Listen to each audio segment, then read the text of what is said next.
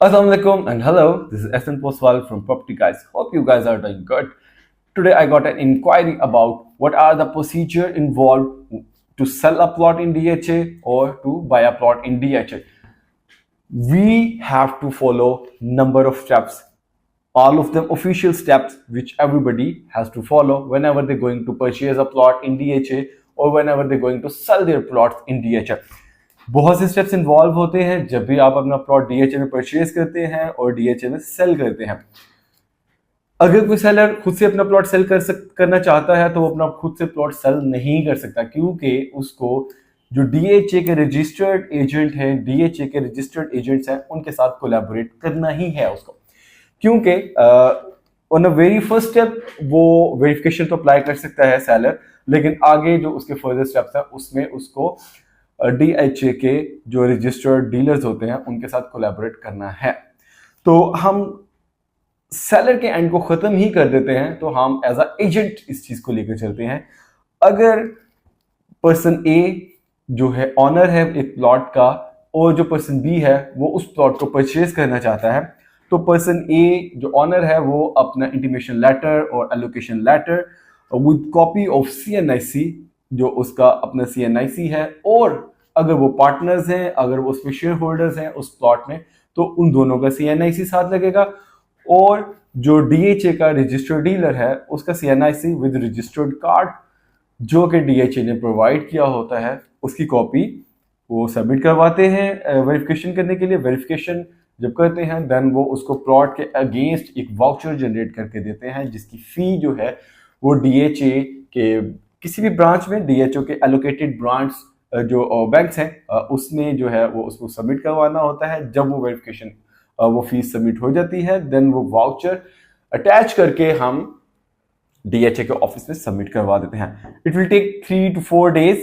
जब आपकी वेरिफिकेशन आ जाती है डीएचए चेक कर लेता है कि ये प्लॉट जो है वो बिल्कुल क्लियर है या ये जो प्लॉट है वो क्लियर नहीं है।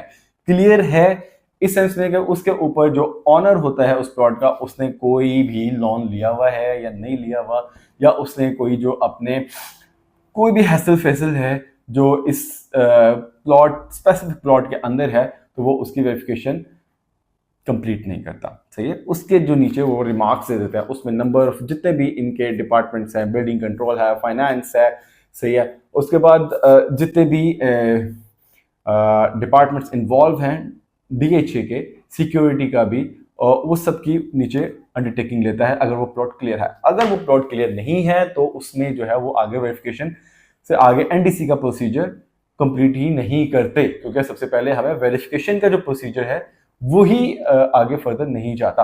तो वेरिफिकेशन का जो प्रोसीजर है जब वो कंप्लीट होता है, जब वो सारे डिपार्टमेंट्स उसको ओके कर देते हैं कि देयर इज नो इशू, इस ऑनर ने इस प्लॉट के अगेंस्ट कोई भी लोन नहीं लिया हुआ, this plot is clear and this plot is available for sale. Then जो नेक्स्ट प्रोसीजर होता है वो होता है एनडीसी, नो डिमांड सर्टिफिकेट। उसके लिए अप्लाई करते हैं। उसके लिए अप्लाई करने के लिए हमें सेम वही जो डॉक्यूमेंट्स होते हैं वो अप्लाई करना पड़ते हैं। देन उसके साथ अगर हमारे पास साइट प्लान है उस स्पेसिफिक प्लॉट का तो वो उसको प्रोवाइड करना पड़ता है हमें डीएचए को, और एक स्पेसिफिक जो फॉर्म है वो फिल करना पड़ता है। सही है, तो वो जो फॉर्म है वो मैं इसी वीडियो में अटैच करता हूं आपको चेक करने के लिए। उसके बाद जो हम वो एनडीसी अप्लाई कर देते हैं, एनडीसी अप्लाई करने के लिए सेम वही एलोकेशन, इंटीमेशन लेटर, देन अगर आपके पास साइट प्लान है तो साइट प्लान लगाते हैं, नहीं तो साइट प्लान के लिए अप्लाई करते हैं डीएचए में। तो अगेन वो जो प्रोसीजर है वो 3 to 5 days लेता है। सही है, उससे वो जो आता है फिर वो उसका बता देते हैं डीएचए की अथॉरिटी कि इस जो प्लॉट के वो डेवलपमेंट चार्जेस पेड हैं, डेवलपमेंट चार्जेस पेड नहीं है। अगर वो डेवलपमेंट चार्जेस पेड नहीं है देन उसके डेवलपमेंट चार्जेस जो हैं वो पे करके उस प्लॉट को कंफर्म कर देता है, दो प्लॉट को रेडी कर देता है फॉर सेल। जब उसका एनडीसी अप्लाई हो जाता है, एनडीसी की वो जो रिपोर्ट आ जाती है, अगर वो एनडीसी की रिपोर्ट क्लियर नहीं आती तो वो जो भी उसके अंदर इशू आते हैं वो उसको हाईलाइट कर देता है, वो जो एनडीसी का लेटर होता है। सही है, एनडीसी का लेटर अगर हमारा उसको कंप्लीट हो जाता है, कंफर्म हो जाता है, क्लियर हो जाता है, तो देन हम उसको ट्रांसफर ब्रांच में ले जाते हैं। उस सारे डॉक्यूमेंट्स को ट्रांसफर ब्रांच वाले हम जो है हमारे जो डीएचए की अथॉरिटी है उसके अंदर डीएचए की जो बिल्डिंग है फेज 6 उसके अंदर ट्रांसफर ब्रांच है। ट्रांसफर ब्रांच में हम वो जो सारे डॉक्यूमेंट्स सबमिट करवाते हैं उसमें जितने भी हमारे टैक्सेस हैं गवर्नमेंट के, जितने भी एफबीआर का सही या वो जो टैक्सेस हैं वो हम उसके अंदर पे करके उनके वाउचर्स अटैच करते हैं ओरिजिनल। और अगर एनडीसी क्लियर नहीं है ऑनर के एंड पे के उसने अपने कोई भी जो फाइनेंशियल